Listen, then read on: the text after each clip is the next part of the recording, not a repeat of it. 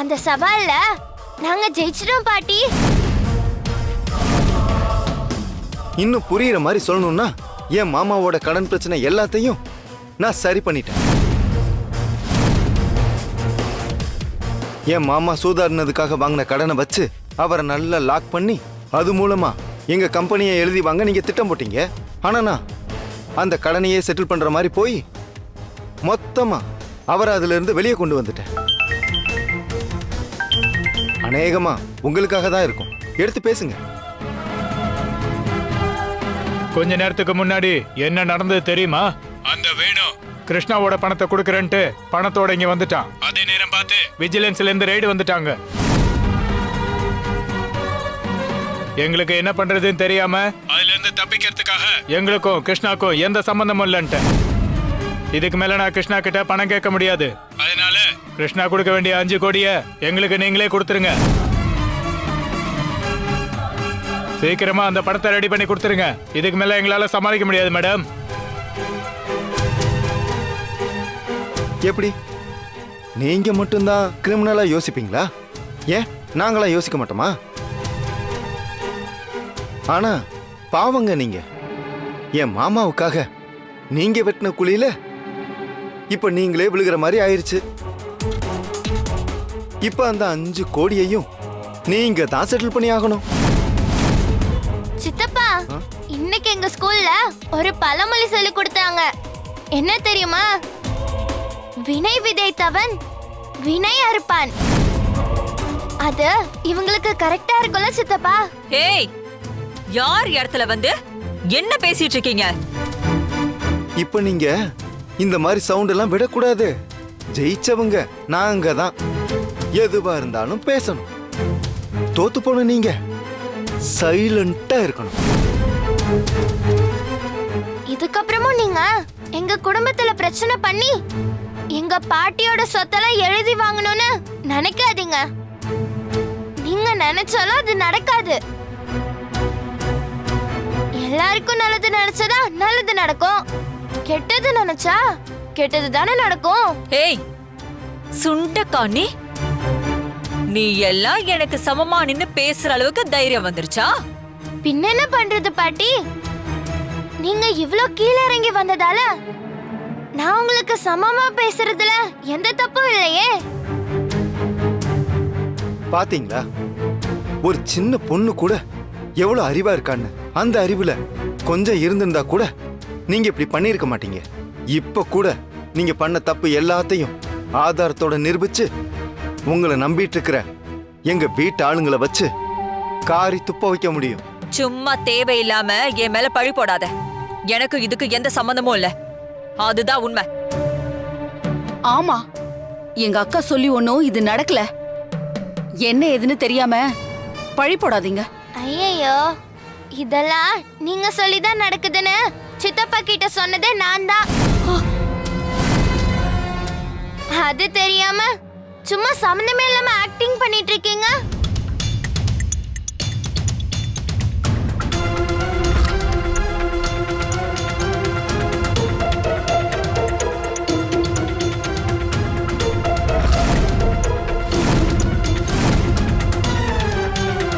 பவி சொன்னப்ப கூட எனக்கு ஒரு டவுட் தான் இருந்துச்சு. ஆனா அதை கன்ஃபார்ம் பண்ணது யார் தெரியுமா? காயத்ரி மேடம், கிருஷ்ணாவோட மச்சான்னு சொல்லி ஒருத்தன் இங்க வந்தான். அந்த 5 கோடியை செட்டில் பண்றதா சொன்னான். அதை நம்பி நாங்களும் கிருஷ்ணா கடன் வாங்கின விஷயம் எல்லாத்தையும் சொல்லிட்டோம். இப்ப அடுத்து என்ன பண்றதுன்னு தெரியல. நாங்களே உங்களை அப்புறம் நேர்ல வந்து பாக்குறோம்.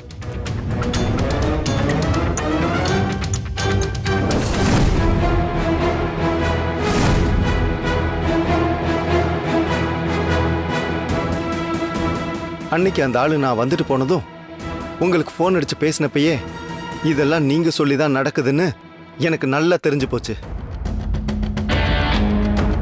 நான் நினைச்சிருந்தா அப்பவே இங்க வந்து சத்தம் போட்டு பிரச்சனை பண்ணியிருக்க முடியும். ஆனா அப்படி செய்யாததுக்கு காரணம் என்ன தெரியுமா? எப்படியும் என் மாமா உங்க வழிக்கு வர போறாரு, நாம ஜெயிக்க போறோன்னு உங்களை நம்ப வைக்கதான் நான் பொறுமையா இருந்தேன். ஜெயிச்சிருவோன்ற நம்பிக்கையில நீங்க அசால்ட்டா இருந்தீங்க, நான் அதை யூஸ் பண்ணி உங்களை ஜெயிச்சிட்டேன், அவ்வளவுதான். இதுக்கப்புறம் 30 நாள் என்ன 30 வருஷம் ஆனாலும் உங்களால எங்க கம்பெனி நிர்வாகத்தை கையில எடுக்கவே முடியாது. போதும், நிறுத்துடா. ஏதோ ஒரு விஷயத்துல நான் போட்ட அந்த கணக்க நீ உடைச்சிட்டேங்கிறதுக்காக ரொம்ப பேசாத. இந்த காயத்ரி சொன்னதுதான். எங்க கம்பெனின்னு மூச்சுக்கு 300 தடவை சொல்றியே, அத கண்டிப்பா நான் ஏன் கம்பெனியா மாத்தி காட்டுவேன். பாக்குறியா? ஏன் பாட்டி, உங்களுக்கு எதுக்கு இவ்ளோ பேராசை? இவ்ளோ பெரிய வீடு இருக்கு, நிறைய காசு இருக்கு, அப்புறம் எதுக்கு எங்க பாட்டி கம்பெனிய புடுங்க இவ்ளோ துடிக்கிறீங்க? அடுத்தவங்க பொருளுக்கு எப்பவுமே ஆசைப்படக்கூடாதுன்னு உங்களுக்கு யாரும் சொல்லி கொடுக்கலையா? வில்லத்தனம் பண்றதெல்லாம் உங்களுக்கு செட் ஆகல பாட்டி. அதனால இதெல்லாம் விட்டுட்டு எங்க கூட சேர்ந்து சந்தோஷமா வாழ்றது எப்படின்னு கத்துக்கோங்க, சரியா? 2 அடி கூட இல்ல, நீ எல்லாம் வாய் பேசுற. 1 அடி இருக்கிற திருக்குறளே அவ்வளோ விஷயம் பேசுறப்ப 2 அடி இருக்கிற பவித்ரா இது கூட பேச மாட்டாளா பாட்டி? பேசு பேசு. ஒரு நாள் இந்த பேச்சுக்கெல்லாம் நீ கதறி கதறி அழுவ. அந்த நாள் ரொம்ப தூரத்துல இல்ல. அதே மாதிரி நீங்களும் செஞ்ச தப்பெல்லாம் ஃபீல் பண்ணி என் பாட்டி கிட்ட வந்து மன்னிப்பு கேட்கறனாலும் ரொம்ப தூரத்துல இல்லைங்க பாட்டி. மன்னிப்பா? நானா? அதுக்கு வாய்ப்பே இல்ல. மன்னிப்பு கேட்கறது ஒன்னும் தப்பில்லையே பாட்டி, அது மனுஷனோட பெஸ்ட் குவாலிட்டி தானே. உங்களுக்கு எல்லாத்தையும் யாரோ தப்பு தப்பாவே சொல்லி கொடுத்திருக்காங்க. முதல்ல நீங்க இதெல்லாம் மறக்கிற வழிய பாருங்க, அப்பதான் மன்னிப்பு கேட்கறது நல்ல விஷயம்னு உங்களுக்கு புரியும். சரி சித்தப்பா, நாம வந்த வேலை முடிஞ்சிருச்சு, கிளம்பலாமா? தாராளமா வா.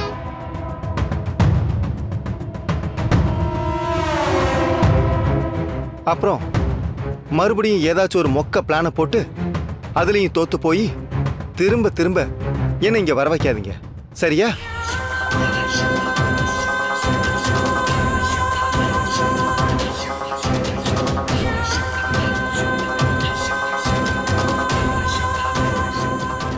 என்னக்கா 2 பேரும் இந்த பேச்சு பேசிட்டு போறாங்க?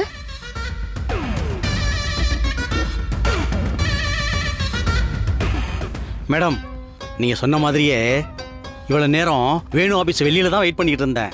அவன் அங்கிருந்து எங்கேயுமே வெளியில போல. இதுக்கு மேலையும் அவனால பணத்தை பெரட்ட முடியாது.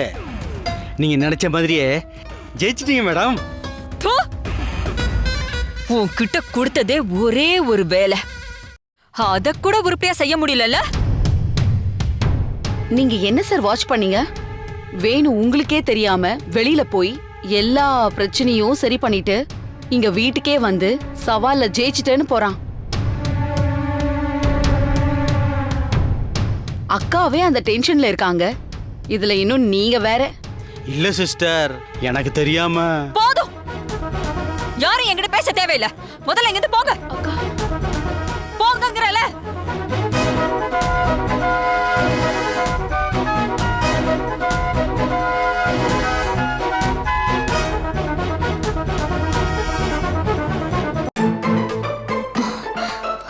கடவுளே,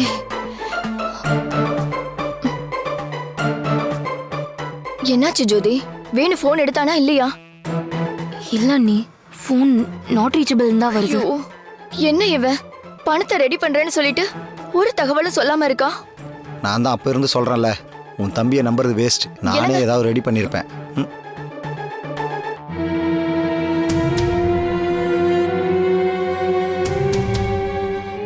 வேணு, என்னாச்சுடா? பணத்தை ஏற்பாடு பண்ணிட்டியா? மாமா கேக்குறாங்கல்ல, சொல்லுங்க என்னாச்சு? அமௌண்ட் ரெடியா? எல்லா பிரச்சனையும் முடிஞ்சிருச்சு, போதுமா?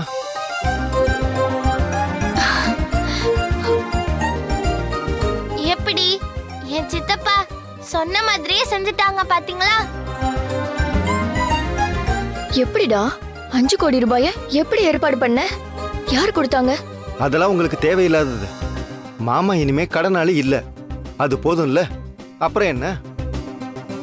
ஏய், இவன் சொல்கிறத பார்த்தா எனக்கு நம்பிக்கை வரல. இவன் எங்கே 5 கோடி ரெடி பண்ணி கொடுத்துருக்க போகிறான்? அட கடவுளே, இன்னுமா என்ன நம்ப மாட்டீங்க? சரி ஓகே, அவங்க உங்களுக்கு 5 மணி வரைக்கும் தானே டைம் கொடுத்துருக்காங்க. ஆமாம். மணி இப்போ 6 ஆகுது. இந்நேரம் பணத்தை செட்டில் பண்ணலன்னா அவங்க வீட்டுக்கு வந்திருப்பாங்கல்ல. ஆமா அண்ணி, மாமா சொல்ற மாதிரி பணம் கொடுத்ததுனால தான் அவங்க சைலண்ட் ஆயிட்டாங்க போல. உங்களுக்கு இன்னும் என் மேல நம்பிக்கை வரலன்னா அவங்களுக்கு ஃபோன் பண்ணி பாருங்க. ஆனா அவங்க உங்க ஃபோனை கூட அட்டன் பண்ண மாட்டாங்க. ஏ இதுக்கு மேல என் மாமாவுக்கும் அவங்களுக்கும் எந்த சம்மந்தமும் இல்லைன்னு ஸ்ட்ரிக்டா சொல்லிட்டு வந்துட்டேன். அதனால இனிமே அவங்க மாமாவை டிஸ்டர்ப் பண்ணவே மாட்டாங்க. வேணும்னா ஃபோன் அடிச்சு பாருங்க.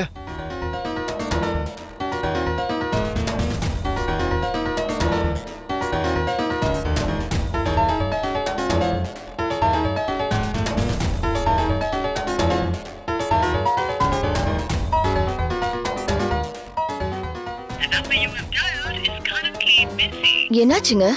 ஃபோனை எடுக்காமல் கட் பண்ணுறானுங்க. அதான் சொன்னேன்ல, இனிமே அவங்களால எந்த தொந்தரவும் கிடையாது. போதுமா? மொத்த கடன் பிரச்சனையும் முடிஞ்சிருச்சு. ஆனா ஒண்ணு, மாமாவே சம்மந்தப்பட்டு இந்த வேலையில இறங்கல. யாரோ சதி பண்ணி அவரை இறக்கி விட்டுருக்காங்க.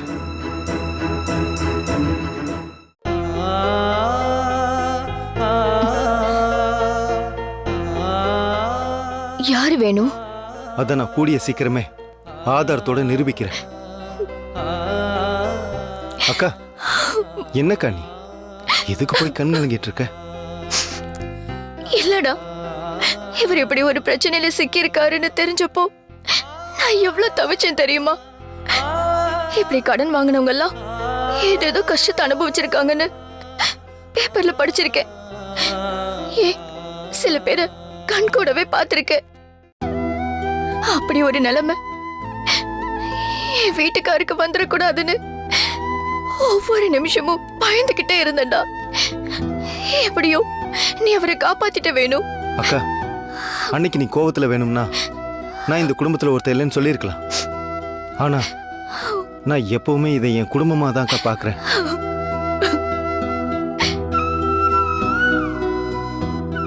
என் குடும்பத்துல உள்ளவங்களுக்கு ஒரு பிரச்சனை வர்றப்போ நான் வேடிக்கை பார்த்துட்டு இருப்பேன் நினைச்சியாக்கா? அதுவும் அவரு என் மாமா. இவருக்கு ஒரு பிரச்சனைனா நான் என்ன வேணும்னாலும் செய்வேன். அந்த பிரச்சனை 5 கோடியோ 50 கோடியோ நான் அதை பத்திலாம் யோசிக்கவே மாட்டேன். எப்படியோ எல்லாம் சரியாயிடுச்சு. இதுக்கு மேல மாமா யாருக்குமே பயப்பட வேண்டியதில்லை. எனக்கு அதுவே பெரிய நிம்மதி. அதே மாதிரி நீயும் நிம்மதியா இருக்கா? சித்தப்பா, எல்லாம் ஓகேதான். ஆனா அந்த முக்கியமான கண்டிஷனை மறந்துட்டீங்களே. அதான் நீங்க பிரச்சனைய சால்வ் பண்ணிட்டா மாமா இனிமே சீட்டு விளையாட மாட்டேன்னு சத்தியம் பண்றதா சொல்லியிருந்தாங்களே. ஆமாண்ணே, இனிமே உனக்கு இந்த பழக்கம் எல்லாம் வேண்டாம். சூதாட்டம்லாம் கண்டிப்பா பிரச்சனையில தான் போய் முடியும். ஏங்க வாங்க, முதல்ல வந்து சத்தியம் பண்ணுங்க. வாங்கன்னு சொல்றேன்ல, வாங்க.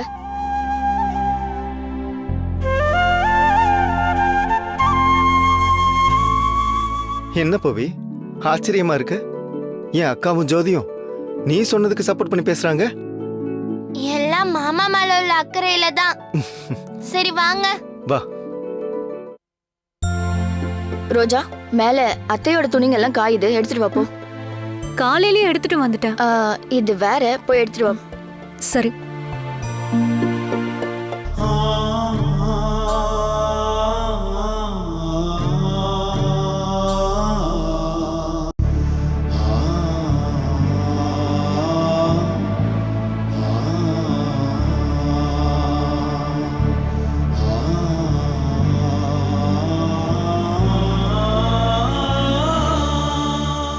அம்மா, என்னை மன்னிச்சிருங்கம்மா.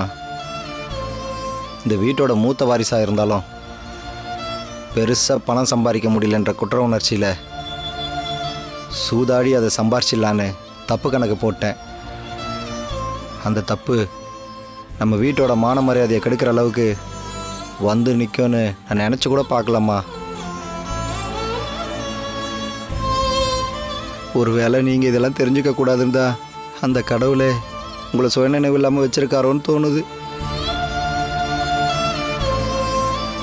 உங்கள் பையன் செஞ்ச தப்பு என்றைக்குமே உங்களுக்கு தெரியக்கூடாதுமா. இனிமே இப்படி ஒரு விஷயத்த நான் எப்போவுமே செய்ய மாட்டேம்மா. இது உங்கள் மேலே சத்தியமா.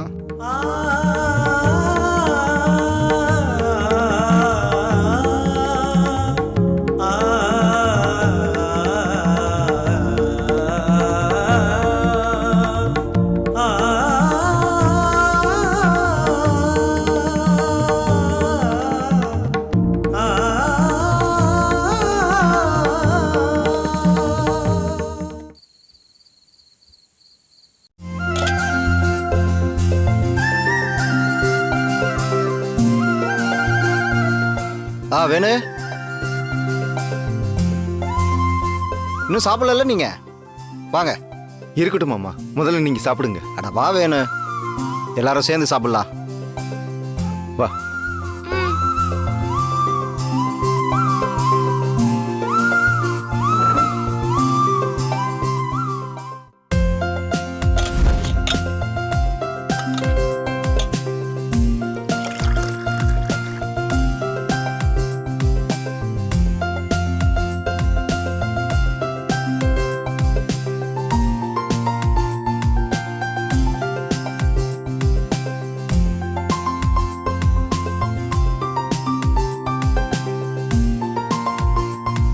வேணு, அன்னைக்கு ஆஃபீஸில் உன் மேலே கை நீட்டினது ரொம்ப தப்பு. அதுக்கு என்னை மன்னிச்சிருப்பா. ஐயோ, என்னம்மா நீங்கள் போய் மன்னிப்பெல்லாம் கேட்டுட்டு? இல்லை வேணு, எனக்கு அன்னைக்கு இருந்த நெருக்கடியில் என்ன செய்கிறோம் ஏது செய்கிறோன்னு தெரியாமல் நான் கை நீட்டிட்டேன். அதுவும் இல்லாமல் நீ கம்பெனி ப்ராஜெக்டுக்காக வச்சுருந்த காசை கூட எடுத்துகிட்டு போயிட்டேன். ஆனால் அதை எதையுமே நீ மனசில் வச்சுக்காம என் பிரச்சனையை சரி பண்ணி கொடுத்துருக்க. இதுக்கு எத்தனை முறை நன்றி சொன்னாலும் பத்தாது வேணும். நன்றியெல்லாம் சொல்லி என்னை வேற ஒருத்தனை ஆக்காதீங்க மாமா. என் மேலே உங்களுக்கு இல்லாத உரிமையா? யாரோ ஒருத்தர் கொடுத்த ப்ரெஷர்னால தானே நீங்கள் என்ன அடிக்கிற மாதிரி ஆயிடுச்சு. அதுக்கு போய் நான் உங்களை தப்பா நினைப்பனா? விடுங்க மாமா. ஆமா வேணும், இவர் இப்படி சூதாடி பணத்தை விட்டதுக்கு பின்னாடி யாரோ ஒருத்தரோட சதி இருக்குன்னு சொன்னியே, அது யாருடா?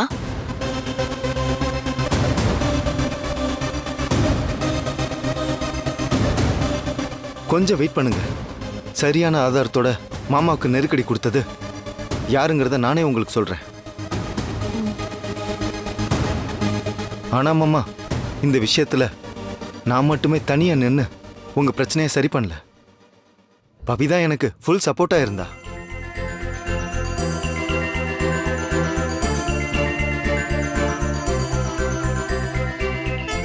அவளோட சப்போர்ட் இருந்ததால தான் என்னால எல்லாத்தையும் சரி பண்ண முடிஞ்சது. நியாயமா நீங்க எனக்கு சொன்ன நன்றியில அவளோட பங்கு இருக்கு. ஐயோ, அப்படியெல்லாம் ஒண்ணும் இல்ல சித்தப்பா. இதுக்கெல்லாம் காரணம் நீங்க மட்டும்தான். நான் சும்மா உங்க கூட தானே இருந்தேன். அப்பா, ரொம்ப பெரிய மனசுதான் மேடத்துக்கு. உனக்கு இவ என்ன ஹெல்ப் பண்ணான்னு எனக்கு தெரியல. ஆனால் இனி சூதாடக்கூடாதுன்னு அம்மாக்கிட்டே சத்தியம் பண்ண சொன்னால, அது எனக்கு பெரிய ஹெல்ப்பாக இருந்துச்சு. ஹெல்ப்புங்கிறத விட என் மனசுக்கு ரொம்ப நிறைவாக இருந்துச்சு. எனக்கு கூட வயசில் சின்ன பொண்ணாக இருந்துக்கிட்டு சத்தியம் பண்ணுங்கன்னு கண்டிஷன் போடுறாளேன்னு கோபம் வந்துச்சு. ஆனால் அந்த சத்தியம் பண்ண பிறகு தான் என் மனசில் இருக்க பாரமே குறைஞ்ச மாதிரி இருக்குது.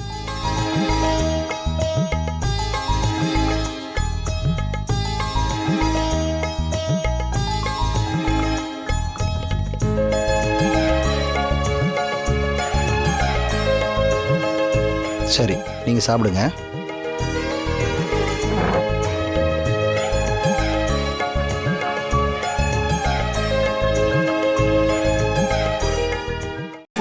நாமளும் அன்னைக்கு அப்பா கிட்ட கண்டிஷன் போட்டதுக்காக கோவப்பட்டோம். ஆனா இப்ப அப்பாவே இவளை பாராட்டிட்டு போறாரு அப்படின்னா உண்மையாவே இவ நல்லதுதான் செஞ்சிருக்கா போல.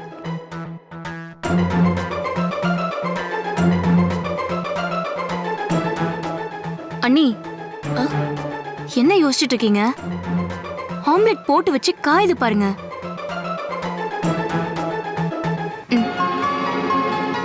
அம்மா ஆம்லெட் கேட்டனே.